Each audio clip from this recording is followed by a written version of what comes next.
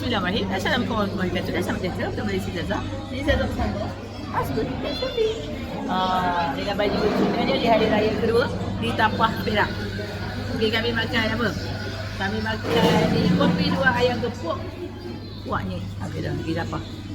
Tapi bersama dengan baby ni. Baby. Makan ayam. Ada. Tapi ada tak baby datang? Baby datang. Tak baby esok puasa tak baby? Esok baby sama puasa. Dan ada baby juga kat sana, baby Sapia. Nampak tu? Okey. Dan ada Amal. Tapi spesialnya, kedua-dua baby ni tak duduk dalam tempat baby. Yang duduk kat tempat baby adalah beg tangan. Beg tangan ni dia letak ke dalam ni. Sebab baby-baby tu, dia lebih selesa. Mereka lebih selesa duduk berdekatan dengan ibu masing-masing. Okey dah. Pun. Beg pun dikira baby jugalah. Duduk dalam.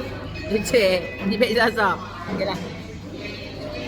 Kita jumpa di video selanjutnya. Jangan lupa untuk subscribe, like, share, komen YouTube kami. Kita akan selalu.